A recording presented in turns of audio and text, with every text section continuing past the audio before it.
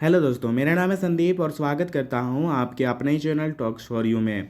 दोस्तों, आज की इस वीडियो में मारवाड़ी कॉलेज रांची के जो यूजी के स्टूडेंट्स हैं उनके लिए यहां पर गाइडलाइंस बताने वाला हूं कि कैसे आप एडमिशन करा सकते हैं मारवाड़ी कॉलेज में। क्योंकि मैंने पिछले वीडियो में बताया कि मारवाड़ी कॉलेज में यूजी के लिए फर्स्ट सिलेक्शन लिस्ट पब्लिश कर दिया गया है। तो यहाँ पर जो भी स्टूडेंट्स हैं जिनका सिलेक्शन हो चुका है, तो वो अब कैसे एडमिशन कराएंगे, क्या प्रोसेस है, क्या डॉक्यूमेंट्स लगने वाले हैं, तो सभी चीज़ें मैं इस वीडियो में आपको डिटेल में बताने वाला हूं। तो बस आप सभी को एक ही काम करना है, इस वीडियो को शुरू से लास्ट तक देखना है अगर आप समझना चाहते हैं, जानना चाहते हैं सभी चीज़ें।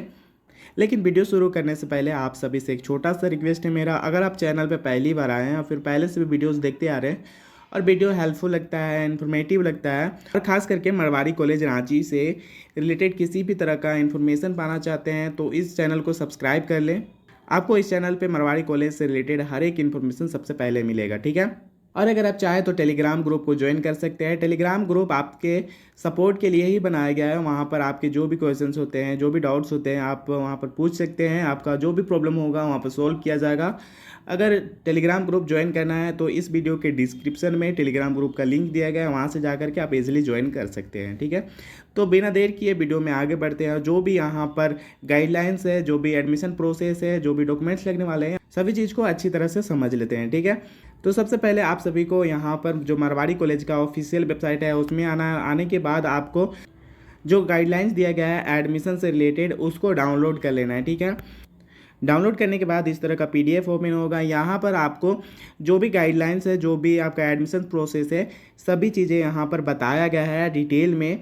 तो आपको पहले ये गाइडलाइंस वगैरह इसको अच्छी तरह से समझ लेना है, ठीक है। अगर आप सेलेक्ट हो गए हैं, सिलेक्शन लिस्ट में आपका नाम आ चुका है, तो आप ध्यानपूर्वक इस गाइडलाइंस को पढ़ लें और फिर एडमिशन कराएं तो बेहतर होगा, ठीक है। सबसे पहले यहाँ पर कहा जा रहा है महाविद्यालय प्रवेश समिति द्वारा तैयार चयन सूची के अनुसार अस्थायी प्रवेश लिया जाएगा। मतलब कि यहाँ पर प्रोविजनल एडमिशन का बात हो रहा है। यहाँ पर जो भी एडमिशन लेना चाह रहे हैं उन्हीं का एडमिशन होगा जिनका यहाँ पर सिलेक्शन लिस्ट में नाम आया हुआ है, ठीक है। सेकेंड है चयनित उम्मीदवार निर्धारित लिंक पर undertaking form, marksheet, caste, EWS certificate आदि अपलोड करने के बाद ही अस्थायी प्रवेश ले सकते हैं। और यहाँ पर जो गूगल फॉर्म होगा यहाँ पर कॉलेज के वेबसाइट में उपलब्ध है, तो वहाँ पर से जा करके आप डाउनलोड कर सकते हैं। और कहाँ पे ये जो डॉक्यूमेंट से बताए गए कहाँ पर अपलोड करना है वो भी चलिए मैं आप सभी को बता देता हूँ।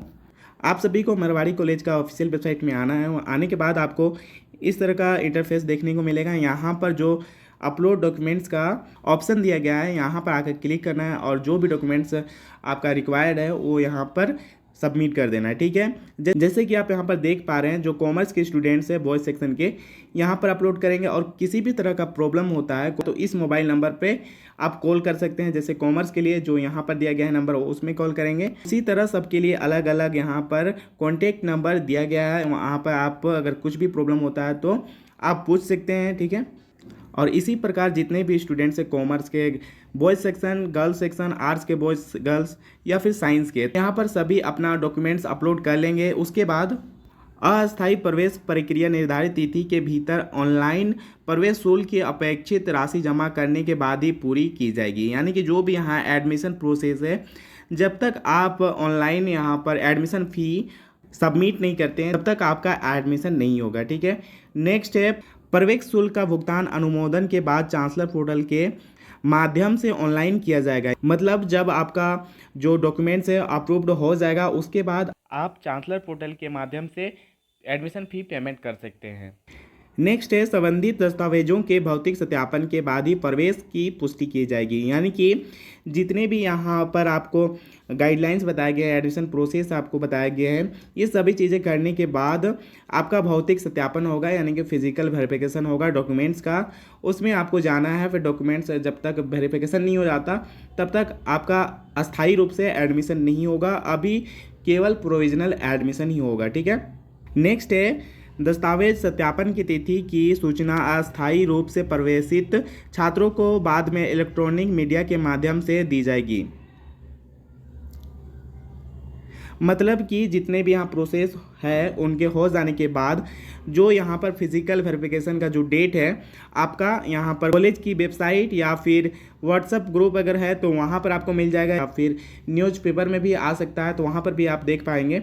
तो इस तरह से आपको फिजिकल वेरिफिकेशन का जो डेट है वो दिया जाएगा। नेक्स्ट है भौतिक सत्यापन के समय चयनित उम्मीदवारों को निम्नलिखित दस्तावेज अपने साथ लाने होंगे, यानी कि जो भी यहाँ पर रिक्वायर्ड डॉक्यूमेंट्स हैं उन सभी डॉक्यूमेंट्स को आपको साथ में लेकर के कॉलेज जाना होगा जिस दिन आपको फिजिकल वेरिफिकेशन के लिए कॉलेज बुलाया जाएगा। ठीक है, तो डेट अभी नहीं आया है, आ जाएगा, आपको मिल जाएगा कॉलेज की वेबसाइट में या फिर न्यूज़पेपर में मिल जाएगा। ठीक है, यहाँ पे देखिए क्या क्या रिक्वायर्ड डॉक्यूमेंट्स है।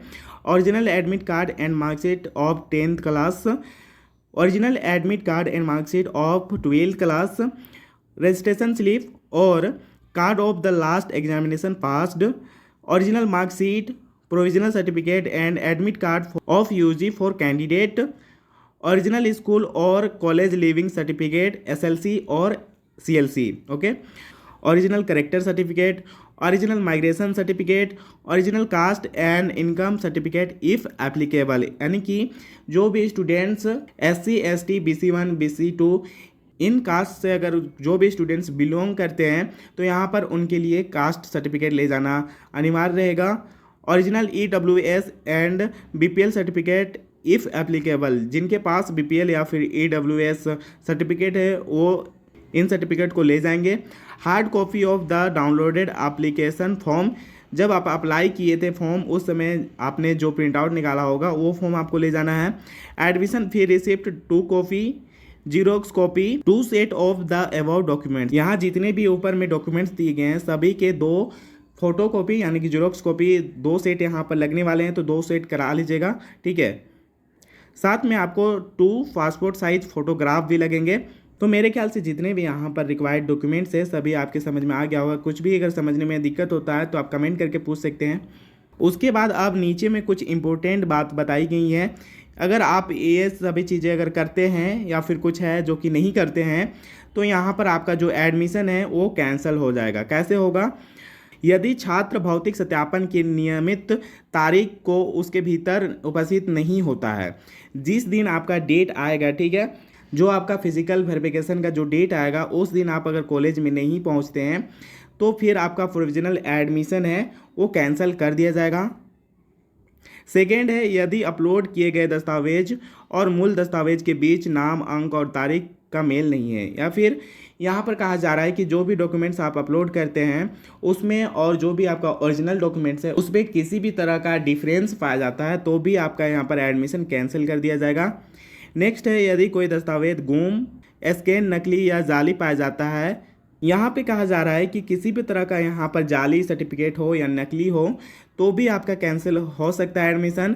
साथ में उस समय आपके परिवार या फिर आपके खिलाफ कानूनी कार्रवाई भी की जा सकती है कॉलेज की तरफ से। नेक्स्ट है, यदि उम्मीदवार दस्तावेज के सत्यापन के समय निर्देशों का पालन नहीं करता है या कोई उपद्रव करता है, मतलब कि यहाँ पर कहा जा रहा है कि जो भी आपको गाइडलाइंस दिए जाते हैं फिजिकल वेरिफिकेशन के समय अगर आप उनको पालन नहीं करते हैं तो यहाँ पर आपका जो एडमिशन है कैंसिल कर दिया जाएगा। तो मेरे ख्याल से सभी जो यहाँ पर वार्निंग दिया गया है आप सभी को वो समझ में आ गया होगा। अगर आप ये चीज़ें करते हैं तो फिर आपका यहाँ पर प्रोविजनल एडमिशन है वो कैंसिल कर दिया जाएगा। तो मेरे ख्याल से जो भी प्रोसेस है एडमिशन का सभी आपको समझ में आ गया होगा। तो इसी तरह से आपको एडमिशन करा लेना है, ठीक है।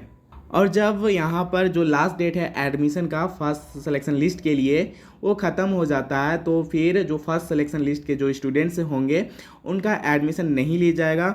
उसके बाद यहाँ पर कहा जा रहा है कि खाली सीटों के खिलाफ अगली सूची तैयार की जाएगी, मतलब कि यहाँ पर सीट वैकेंट रहता है तो आगे सेकेंड प्रोविजनल सिलेक्शन लिस्ट यहाँ पर पब्लिश किया जाएगा। तो इसलिए जिनका भी यहाँ पर सिलेक्शन हो चुका है वो अपना निर्धारित समय के अंदर ही अपना एडमिशन करा ले। जो भी यहाँ पर प्रोसेस बताया गया है उसी के अनुसार आप एडमिशन करा ले तो बेहतर होगा, ठीक है। तो मेरे ख्याल से जो भी गाइडलाइंस दिए गए हैं यहाँ पर आपके समझ में आ गया होगा। तो आज के लिए बस इतना ही, और आगे मिलेंगे आपके साथ एक और नए इन्फॉर्मेटिव वीडियो के साथ। तब तक के लिए बाय बाय, टेक केयर।